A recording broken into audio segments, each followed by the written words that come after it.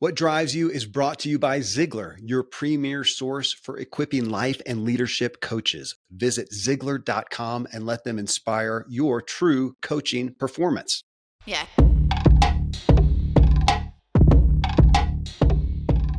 And folks, after the show, Erin actually gave me a coupon code. So we're inserting it here at the beginning. So you'll know if you do decide to get your own human design, go to humandesignblueprint.com and use the code, the word drive, and you'll get 10% off. Welcome to What Drives You. I'm your host, Kevin Miller. Thanks for joining me as I talk with today's most influential change makers to uncover what truly drives them and extract the big takeaways from their insights so you can integrate that wisdom and leverage the power of your unique inner drive and wake every day to your authentic, driven, and inspired life. In this episode, I am back with Erin Claire Jones. She's our expert in this series that we're doing on human design. So make sure that you catch our first episode together because we went deep into that. And I want everybody to hear the opportunity, I would say, that you can have with understanding your human design. This is the What Drives You episode that I do with every guest, where we're going to talk through what drives Erin in all the key areas of life and how she walks those out. And as we talk about this human design, we're going to be inserting that into her own journey and talking about that as well.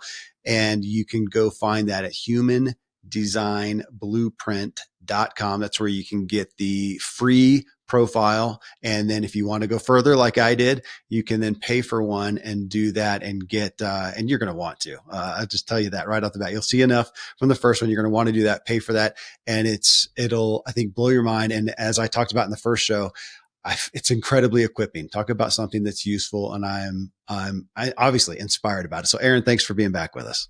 Thanks for having me back.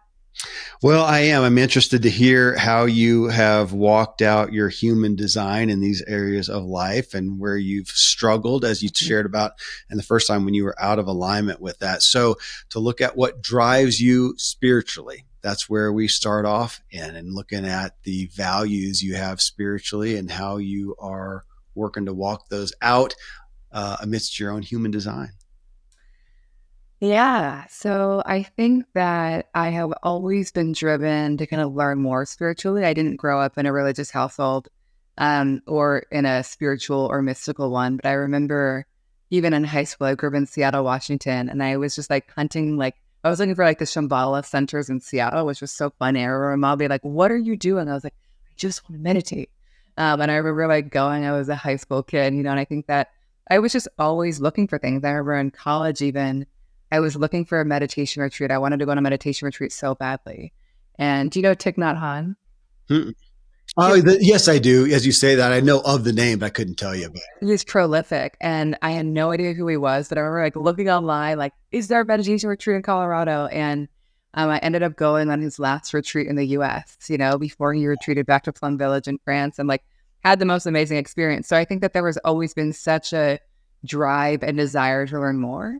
And I think it's come from a need to really connect to myself and to kind of like get out of my head and get a bigger picture. But it's also been just, the realization that there's like so much more than me here. And I think that like that's a really comforting belief. And I think through a lot of my life, I've sought out quite intense spiritual experiences, from doing all of the ceremonies I could find to, sitting in Vipassana. And I think as I get older, I'm just realizing that like spirituality is not really a thing to like seek out, to not have like a peak experience. It's more around an integration into my day-to-day life. And I think that as a new mom, I feel actually more spiritual connected than ever because I'm, with this child who's just waking up to the world. And I know you've been through many births, but I think probably the most spiritual experience I've ever had in my entire life was birth.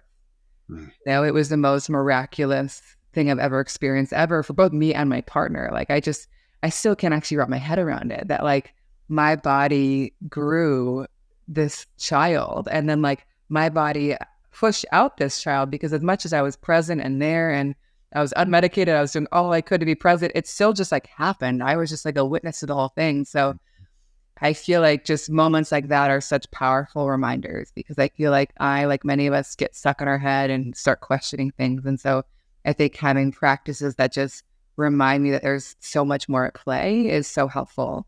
I think in terms of how it plays out on a day-to-day basis, I think meditation is probably one of my biggest tools here. I Yeah. think time with my baby. I think time outside. I mean, honestly, just like looking around at the world that we're in. I moved to the woods from New York City a couple of years ago. It's like, it's marvelous. But I think, again, I think the big shift I've made is less about seeking out more spiritual things, but just integrating it as much as I can into my day to day in a way that just helps me kind of wake up to each moment in a more connected way. You mentioned a couple times, like twice, about getting out of your own head. Yeah. Okay, that comes to mind because it was actually Renee Marino who Yeah. introduced me to you. And when I texted her yesterday, I said, okay, to give me some highlights. That's one of them that she said. It was realizing that she needed to, in this sense, trust her gut, Yeah. but be more in tune there and get out of her head. And that she knew, thanks to human design blueprint, that when she gets stuck in her head, that's when she's in danger and going to go awry in that sense. Is that an aspect of what you're talking about, of getting out of your own head? Totally. Well, I guess for me in my like experience, I don't know what it's been like for you, is that like when I'm trying to like force things, I'm like doing the things I think I should be doing and I'm getting in my head, like it doesn't ever really end well. But like I feel like in the moments where I just like get out of the way and just like trust that like things are just gonna happen and I just trust how I feel and like let myself move more organically, things just happen so beautifully. I think about, getting pregnant or, moving and buying the home that we found or even discovering human design and choosing to pursue it. It's like all the most miraculous things happened in my life, not because I planned it or tried to figure it out, but just because it happened and I was open to it. And so I think my job is just to stay open. So, in looking at the different types Yeah. in human design, are there some then that maybe are on an opposite spectrum? They need to spend more time being analytical. That's a part of their design. It's an interesting question. I think some of us have really logical, analytical minds in our human design for sure, Yeah. but none of us, according to human design, are meant to make decisions from our mind. None of us are meant to create a pro-con list of what we think we're supposed to do and follow that.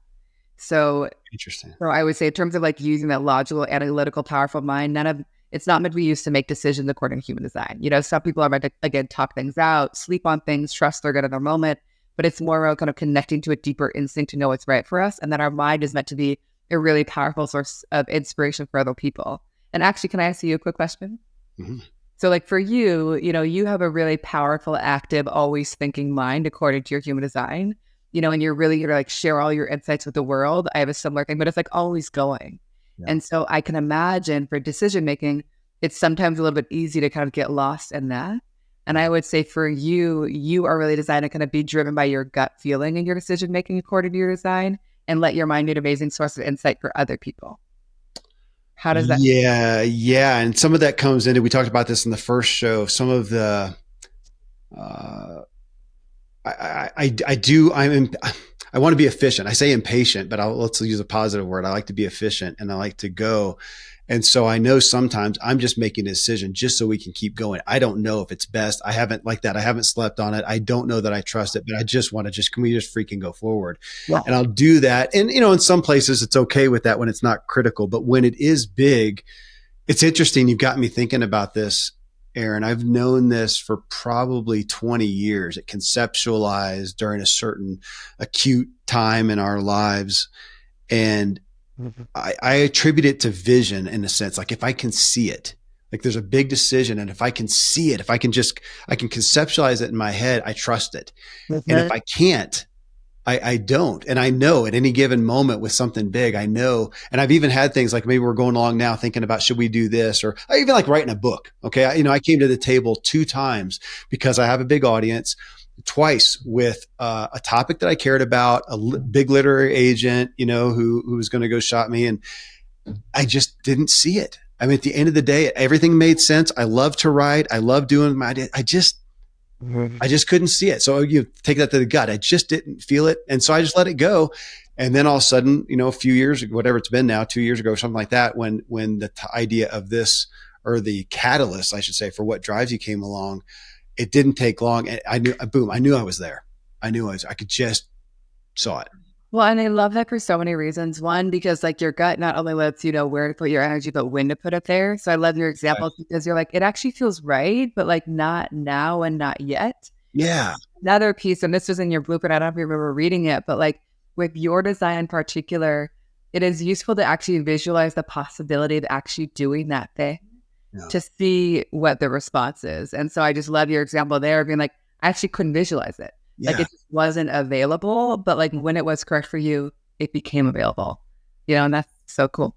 Again, I'm going to testify to the human design blueprint that there's these things that I've organically come to or grappled with or whatnot. And it blew me away to read it in there and go, oh my gosh, nothing's ever pulled it out. And it's going to help me it's going to equip me to embrace these things and to be, in my sense, be more efficient in some sense, to not be wasting time over here in something that is not part of my blueprint. Again, doesn't mean that I don't do it, but I get somebody else's help and I know where to further give myself permission maybe to go, yeah, that is for me. I'm not going to second guess that. Go. Yeah. Yeah. Just trust yourself, it's a human. Yeah. Yeah. Thank you. The next one is relationships. And Yeah. if you look at what drives you, which obviously you're in an acute time with that, with a kiddo and whatnot, but in general, what does drive you relationally? What do you value? And then, what are you doing to foster that? Yeah. It's interesting. I feel like my human design actually really helped me with this one because my human design is so much around actually feeling really connected to one-on-one settings. And also my human design is all about like feeling invited into relationships. And I think I had a version of my life where I was part of all these amazing big communities, but I also didn't feel deeply connected to the people in those communities. And I feel like I made a big shift in the past number of years where I've actually have fewer friends, but the relationships are so deep. And so I think what I really value in relationships is reciprocity. I love making people feel seen, and it's so important that I feel seen in return. I really value generosity. I mean, honestly, I love having the energy and being able to show up for relationships and just like give a lot. But again, just feel like there's such a generous spirit for us both. I also feel like being around friends that really inspire me. I think of so many moments in my life, when I first moved to New York City when I was 23. And I just became friends with entrepreneurs and then became an entrepreneur because I was just in that energy. And I think now as a new mom, so many of my friends were new moms, and like that just is what I need. So I think also my relationships I'm realizing are so reflective of where I am and the support I need and what really nourishes me. And for me, it's parents right now. And then I would also say, I think with my husband and with my daughter, what I'm discovering, especially in this phase of life, is like there's nothing actually more important to me now, and maybe not ever, than like the relationships with the two of them. And so I think that there are ways in my past versions of me that I have worked in a way that I haven't prioritized my relationships. And so I think right now I'm working, and I have not perfected this, to just like build a life that really reflects that value, that like they are the number one priority always. And so that's just been a thing for me to keep in mind of like, oh, there's this moment where I'm like, I'm going to go finish this email or do this thing. And like, actually not that important right now because I could go on a walk with them. Yeah. And so I think that that's just a thing I'm wrestling with right now. I'm interested, Erin, in you realizing that you are energized, to use that word, by the one-on-one connections, and that you have fewer, deeper friends. This is something I talk about we're going through the aspects of chapters of my book, and I talk about it in there from experience, but it's not like I had some science to point to. And not that we're going to say that human design is science, but it's interesting to see it. You talk about it in reference to that, because I've realized that, I know people. Gosh, my wife, I mean, she loves having so many friends and going to all these social things, and she just thrives. I mean, if you want to talk about energy, man, that lights her up. And in that same environment, there's some benefit and I have some value in it, but it drains me. Period. So at the end of the time, I'm out, and I'm usually looking to, can we drive separately so I can bug out? Because you're going to be the last one to leave. I may be the first one. And yet you get me one-on-one, and man, let's spend a weekend together. Let's go for days. I mean, my best friend is my business partner, and we work together, and I see him, and I've never I don't think I've ever gotten tired of Sure. him, and doing the one-on-one is more, but to help understand that and conceptualize that, again, I've never seen anything that really, I've seen it experientially. That's what I spoke to in the book, Words. but not seen something that said, this is going to be this is going to be more in alignment for you. Is that how you would say it? Yeah, and it's so funny. Just a quick caveat, and we can talk about this in the first episode, but like, there's a part of your design that is so much around community, but it's not about having a big community. It's about having like a really kind of like tight, solid community, Yeah. and it's also about doing best when you work with the people that you're friends with. And so I just love that your best friend is your business partner, because you are meant to work with people that you're like, I want to be friends with you. I love spending time with you. It's like not about working with strangers. So I just love hearing that. It's Uh, well, again, I love seeing like something that makes it tangible. Like, yeah, how that fits you. I mean, I just went on I do these adventure things with groups of guys. It could be 12 guys. We just did one with 40, but I'm mainly looking to like really go deep with a couple guys. We're going to walk with you or run with you, and that's it. I'm not really looking to meet everybody. Totally. I know. I'm the same. I'm like, whenever I join these masterminds, I'm like, I really love all of you, but there's often one where I'm like, you and I are gonna like really do this thing, and we do. It's like I was in a mastermind a couple of years ago, and there was one woman where I was like, we just have a thing, and like we've talked on Zoom every week since that mastermind. Wow. So it's like I feel like that's my new approach to relationships, is just like really identifying the people and just showing up for them. And I think one thing I would just add, I'm curious your thoughts on this, is that I feel like depending on the phase of life you go through, like I love my friends in high school. I went to college. I love my friends in college. But like, I feel like I love meeting new friends at every phase in my life. I've never been somebody who's like, just my friend group is the people that I knew from when I was young, because like at every phase of my life, my friends are different because I'm different. And so I think something that I really have loved learning in the past couple of years is that like, it's never too late to make new friends. Like if you really just choose to invest in each other. And I think that's what my life has been. It's like, it's amazing. And like time is a magical thing. So I think that I'm just loving growing individually and then discovering who I'm drawn to as I grow.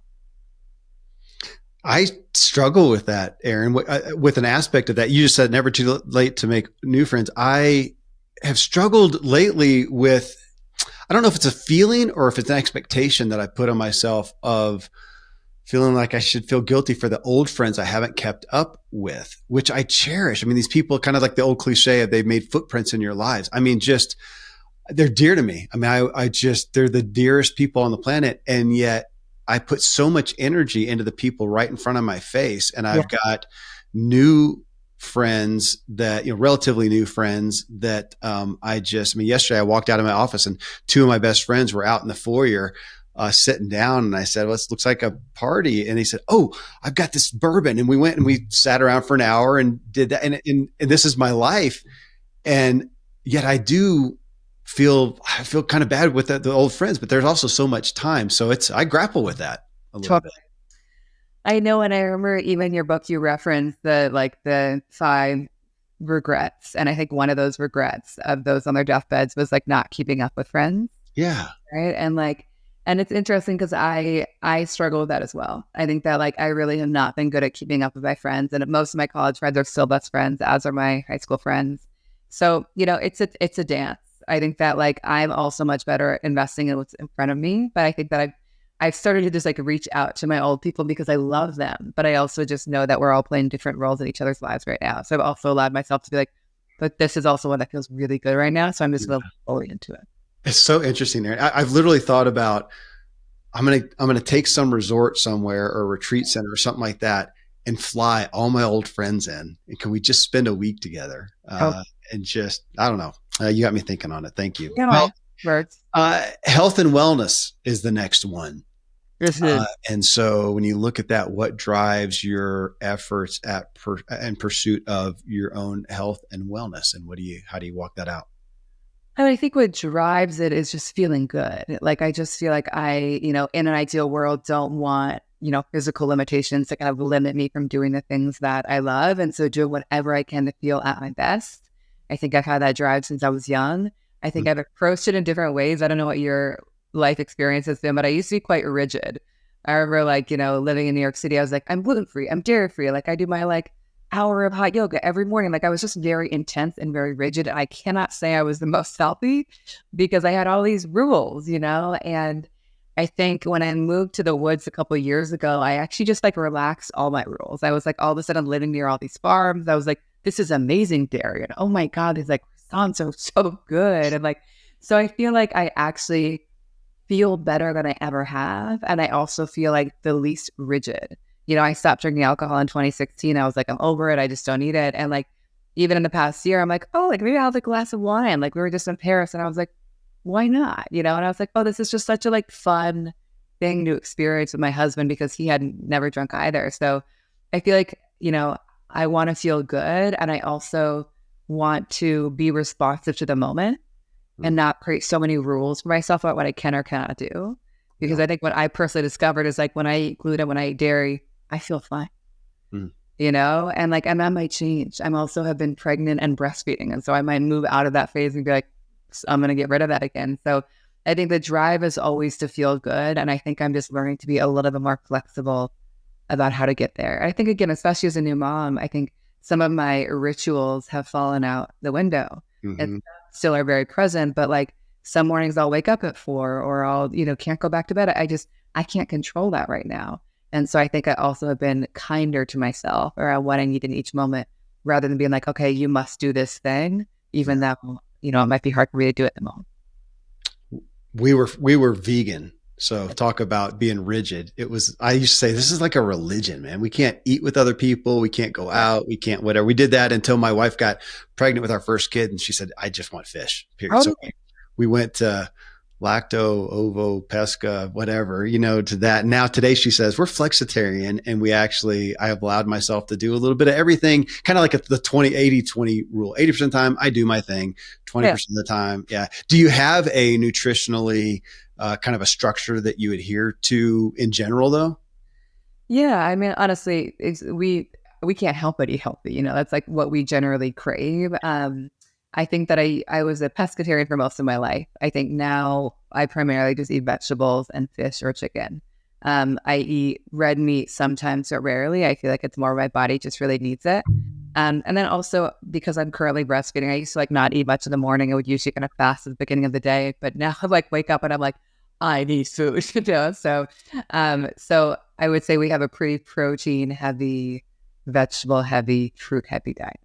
Okay. How about on the exercise, the movement side? What do you do? Yeah, I think that movement's super important. I would say, again, being a new mom, some days I'm like, I have like a 30-minute workout where I do like 7 minutes and then 5 minutes here and then 8 minutes here. But I would say in general, I work out probably 5 to 6 times a week. And what I love the most right now is Pilates. I had never done Pilates before and I'm obsessed. I go to a reformer class and it's the best. So I usually do Pilates, weight, and yoga kind of interspersed. And then my partner and I, we have a horse and we do a long walk every day down to the horse and then back up the hill. So I think doing a long walk outside, which is hard now because it's becoming winter, and then doing a workout in the morning is usually what feels good. Yeah.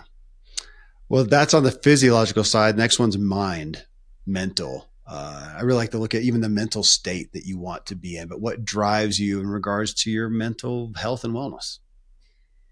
So I think the drive is to just feel clear. Is to feel clear so that I'm really able to be at my best at work with my partner, with my daughter, all of it. I think things that help me do that is sleep, which has been a little bit hard this week for sure. Food has an impact on my mental health for sure, just in terms of how I feel. I think being outside is key. I also think relationships, are so important because as we talked about earlier, it's so easy sometimes to kind of tell myself a story that's so unhelpful. And then I say that story out loud to somebody that I care about and they just like really turn it around for me, And so I think being able to kind of be honest about where I'm at and where I'm struggling with the people closest to me has been really helpful. And also, my partner, he's about to come out with a book, which is going to be amazing. But I think a concept that he's taught me a lot about is also how to, make assumptions about people that are the most generous possible. And so I think that's also been a big piece of my mental health as well, just kind of noticing where I'm actually not making very generous assumptions and how I can be more generous and my assumptions of people and not tell a story that's not supportive. And then meditation, of course, I think that is such a key piece. Where do you, because in a sense with human design, I'm going to put you in the category of mental health in a lot of ways. Is that fair? To put you in there, where do you find yourself? Where do you know, or your call it at risk or your weak areas that you have to advocate for? I think my weak areas are definitely like just self-doubt and like really comparing myself to others and really questioning my own worth. And like, I know this is a challenge that many of us face. I think, I don't know what your experience with this is, but our business was initially built on social media. And I would say at the beginning, like the majority of our clients all came from Instagram, and it's grown. And there are lots of different places our business, reaches, but our business actually requires me to be on social media pretty often. And I would say that it is not healthy for my mental health at all. And I think that if I had a choice right now, I would actually delete all Instagram and never go back, And so I think that's kind of the biggest thing that I struggle with is there's so much that is generated for our business there. I'm able to reach so many amazing people. I love connecting with people. And also I can just see, it just doesn't feel good to be there. And it was interesting. I was a quick tangent. I was at an Elizabeth Gilbert event last year in Massachusetts. And she talked about like really looking at all the most like miraculous moments in our lives. Like when do we just like feel that kind of miraculous in awe nature? And I just remember sitting there being like, I've never had a miraculous moment looking at my phone, just Yeah. never come from that. Like it's come from relationships and being in nature and being on a walk and like just a magnificent thing happening. And so I think the less connected I am to my phone, the better my mental health is. And so I think what I'm constantly discovering is just how to create boundaries around that, but also in a way that honor our business and what we built and allow us to reach people. So I think that's probably the hardest part for me, and one that I am often struggling with. That's so interesting, Erin, because I feel that way as well. Now, I'm not near, you have a big, my audience is here, but, Yeah. Social media, we're growing that there and doing things there. And I know you've got speaking of that, I should put that in the intro, but you've got Instagram following at your personal Erin Claire Jones, and then also at Human Design Blueprint? Correct. Okay, so folks, you can tune in there. She may be there a little bit, but I know you're engaged there. Well, it's interesting. I talked with my teen kids, who I want them off screens. I mean, that's like a constant thing. Okay, get off the screen, and talk to them about. Sometimes I feel guilty that I'm one of the purveyors. I'm on there too, putting stuff out there, even though I want you guys off. And I had one of my sons. He said, "Well, yeah, but if you're going to be on there, if you know people are going to be on there, how great that you're putting something positive out there for them to run into." Totally. Okay, that's So nice. fair. So I'll give that to you on that one. But Yeah. I feel that pain. It's interesting. I don't spend much time on it. I have a team that does it, but then the engagement's not as high because I'm not really engaged in there. So you deal with what you have to deal with. Well, Well, on that note, the next category is work, career, and business. And you, like everybody who I have on the show, by proxy of what you're doing, I mean, you got a lot going on. You got a lot of opportunities. You got a business that you're running. So when you look at that and you have to safeguard yourself and your life and whatnot, would you say this is what is driving you right now in your work and in your business? Yeah, it's interesting. It's definitely changed as a parent. I think that like my drive with work has always just been to help people kind of understand themselves in a new way. And I think, when I discovered human design, it was never to create a business. It was never to make money. I was just like, this is the most amazing thing ever. How can I tell everyone about it? And then it grew, and then it became a whole thing. And then and so it's just been really interesting because I think sometimes when I get I have to keep coming back to the roots of why I do this. And the roots are I love, as we talked about, I love having a tool to kind of give people permission to be who they are and to feel the sense of relief and liberation. And that brings me so much joy. Mm-hmm. And so I think when I think about my work and when I'm making decisions, we're pretty ruthless in our business. We've kept things incredibly simple as we've grown, and we really have said no to a lot. And so I think we just really think is this thing so fully aligned with the business that we want to grow? Do we feel so fully in integrity with it? Also, do we have the energy for it? Often the answer is we would love to do this, but we can't right now. So I think that we just try to be incredibly discerning about what we say yes to. And, human design is an amazing tool to let us know how to make decisions. And so we use our different decision-making authorities to know what to say yes to and what to say no to. But I would also say one thing that has been really interesting for me is when we first started growing the business, there's a big conversation of like, what is the business we want to build? Because so often there's like, it's just this idea of like perpetual growth. And I think what we discovered early on is we don't want to manage a big team. We don't want to be responsible for a lot of people. And like, if that means that our growth is capped, then our growth is capped, And so I think that we've been really focused on building an incredibly lean team that has allowed us a lot of freedom and flexibility in our lives, to kind of show up as the parents and just like be present in the way that I want to. So I think that's been a big journey as a new parent of like, just being really honest about what I have the energy for, knowing that like, I really want to spend time with my daughter. And so like, I feel like I say no to so much now because like, if I'm going to be working, it's going to be time away from her. So like, it better be worth it. And so like, that's kind of my new, barometer of like, is it worth it? And so, and some things are really exciting. And there are a lot of things that are like, doesn't feel worth it right now. Well, it's interesting that you say that because probably 95%, probably more than 95% of my guests have a book. You're well aligned for a book. I imagine that's come into the scene. Where are you at with it? So we have finished the proposal and we're sending it out to publishers next week. Okay. That's a great example of a project that like sounds amazing, and actually feels like I'm like, I cannot wait to just like sit and write and be in that. Whereas like the thought of like being on social media every day doesn't feel like a good use of my energy right now, but like, again, like that feels so exciting. So it's just, I can feel my energy shifting in a lot of ways. So I'm just trying to honor that. But the book, yeah. So, okay. Yes.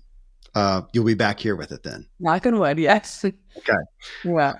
Yeah. I did want to ask though, Erin, as you were talking about just your own drive, what drives you in your work and your joy. And you said helping people understand themselves in a new way. If you were to give some of just a couple highlight, like what people experience, like I've used the word a bunch of times, like I'm reading human design and I feel equipped. I feel like inspiration. That's a word that I'm using. But I think I also said, I'm trying to think about what I feel here, that it feels, validating, I guess. And in that, I would say, what's a deeper feeling? There's a peace that I can take away some of the anxiety. So probably peace. So there's my own word. So I'm going to put that. Is that pretty typical of what you find when people, get their human design and look at it and go, oh, what are those feelings that you testimony of? I feel like what I often hear is there's like a lot of relief. Because they're often like, I spent a lot of my life trying to be everything that I'm not, and you just give me permission to be who I am. Wow. I think there's a lot of empowerment because it's like, oh my God, now I have all this permission, but now I actually have tools to step into it. I also think connection, you referenced this in our first episode, because like I'll sit in partnership sessions with two partners who feel really disconnected, not because they actually don't want to be together, but just because they don't understand each other. And so when we really understand each other through the lens of human design, they're just like, oh my God, I've just been making you long for this because you're just different than me. And so I think it allows for such deeper connection, both with parents and children and romantic partnerships and friendships. But I think it just offers a new lens on life that makes life feel, I don't know, I love equipped. It's like prepared. It's like, what, I might go through a lot, but I know myself well enough to know how to navigate those moments. Yeah. And that's really exciting. It is. I'm thinking, it helps make sense of things. And within that, I guess there's a feeling of confidence. Totally. Yeah. Right. That I don't even like, my ego doesn't even like saying that because I want to say that I'm confident, but there are so many things, especially in, cute areas of life, relationships and big decisions where I do find myself going, am I nuts? Yeah. Am I tracking? And especially maybe some areas where I think I feel so different than other people, which is interesting because you said manifesting generators. I'm not in the minority culturally, but I feel like, so, okay. Well, a lot more about honoring that. Yeah. Okay. The next one is money, finances, wealth, even possessions. What is driving you, has driven you, is driving you there? Yeah, it's so interesting because, again, like I said, I never got into human design to like make money, and I feel like I was never that driven around money. But then I think as our business started growing and we had more resources I think it's felt amazing to be able to kind of invest in things that we really love. So I would say like my drive around money is that I really learned that it gives me such freedom that when like I don't feel, which I know a lot of people talk about, like, but when I don't feel anxiety about where it's coming from and don't, it's just like, I feel like I'm able to create from such an authentic place, because I feel like I'm like, oh, like what I have the energy for, what can I do? And I feel like I end up creating so much more value because of it. Yeah. And so I think a lot of drive around money is giving us the freedom to create in a way that feels really spacious. I also think what I've really discovered is it's been so nice. We can have impact in so many ways in people's lives. And I think what I really loved is getting to have impact financially and being able to kind of be really generous of being like, okay, we can like make a big donation here. Like I really want a family member to come. And so I'm going to like, buy their flight, or I'm going to like sponsor this. So I just feel like I just never was in a position where I could do that.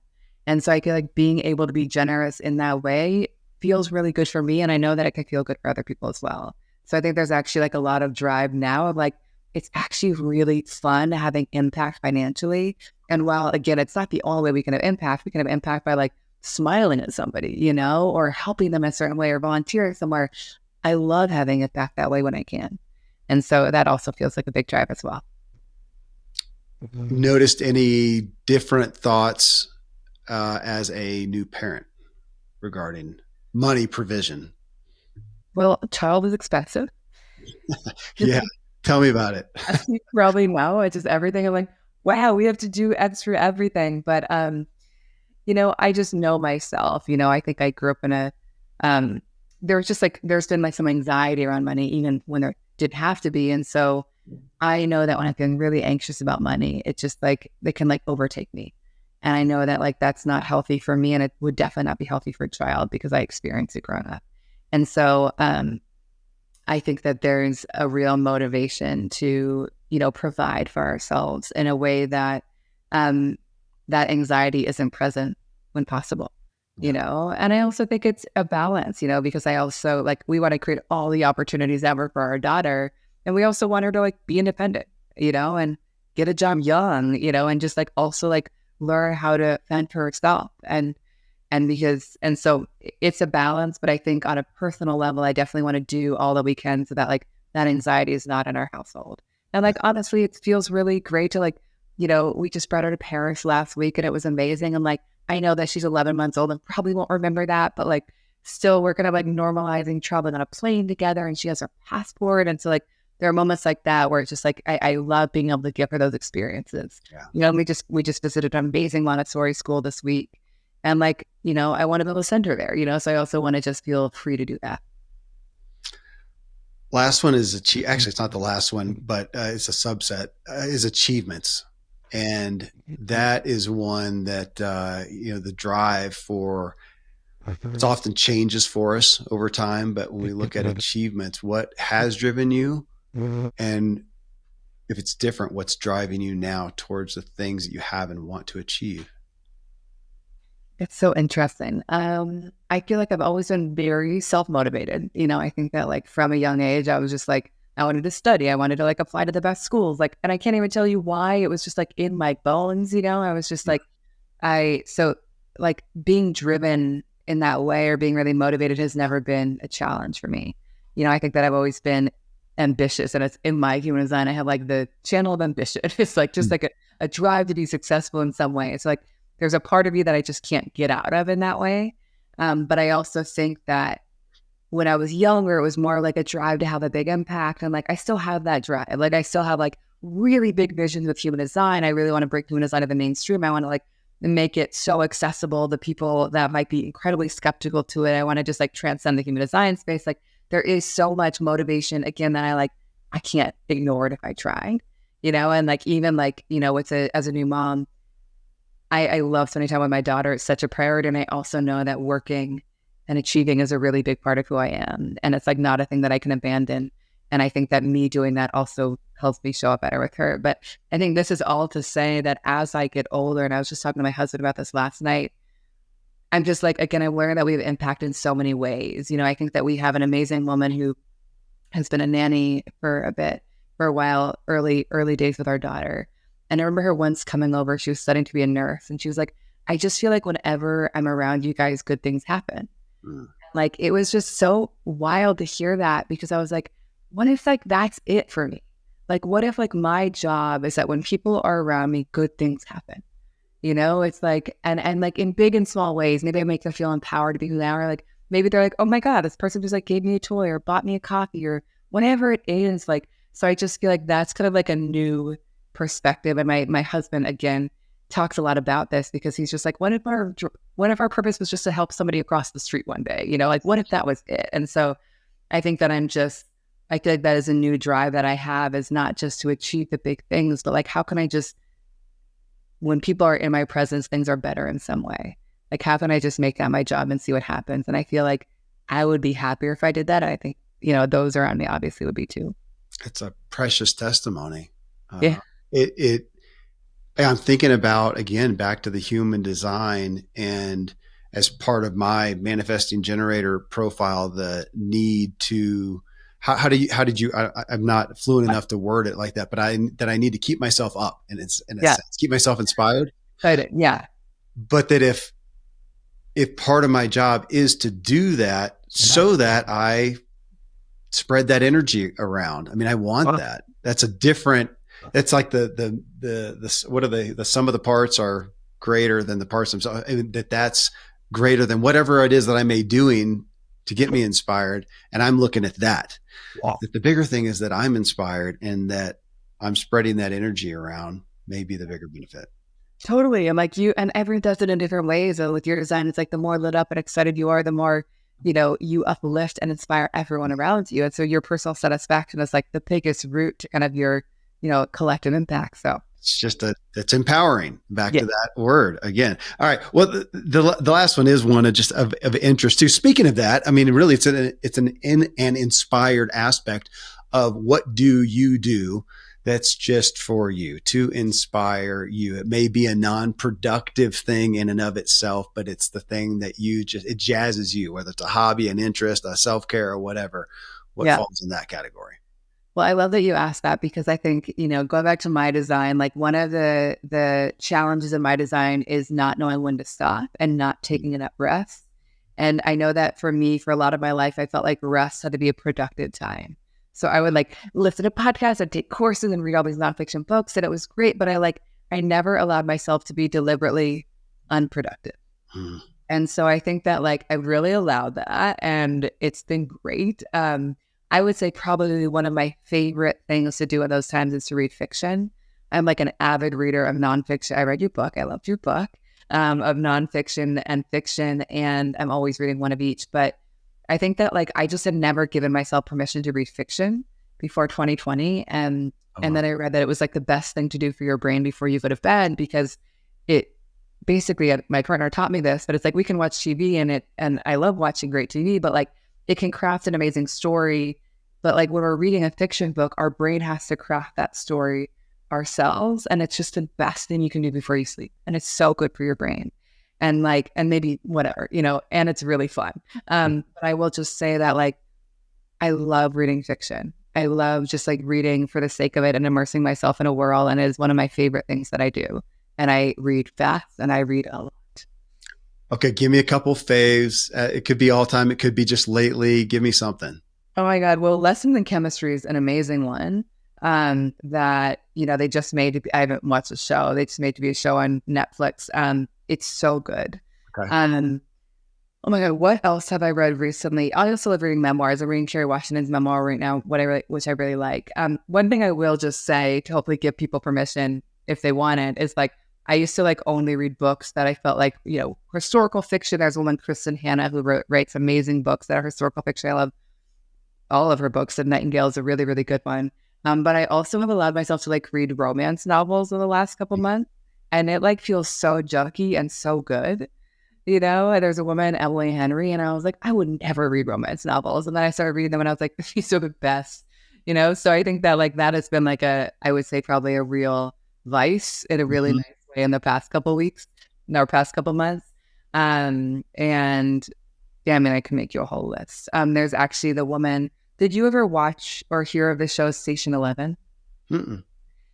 There was a show that came out a couple of years ago. There's an author, Emery St. John Mandel. She wrote Station 11. It was a book that was made into a show. I did not read that book, but she wrote a book called Sea of Tranquility, which is one of the best fiction books I have ever read. Okay. So that's a really great one. Okay, thank you. I'd love the whole list, but I'll go with that one too. That has Sure. been one, and my listeners know that I got turned on it by my friend, my best friend Randy, probably longer than I can, than I want to say 7 years ago. But I had gotten out of the habit. Yeah, I just read nonfiction. That was it, even at night. And now I started a new book last night. I can't wait to go to bed, It's and it's the best. Yeah, I have it there. I have my little reading light that I love it. I don't want to read anything else. I have my light. And I adore it. I do. I look so. I feel like if you want to be excited to go to bed, get in the habit of a good book. I know. I like reading like a second career, just like a book club and advocating for fiction because I've done it with so many friends. I just think it is so good for us. Yeah, I want a podcast where we advocate great music and books. Period. 100%. Yeah. Love Hey, thank you. It's been such a gift. Thanks for sharing. Thanks for your energy. It comes through even across the airwaves like this. It's been a gift to get to know you.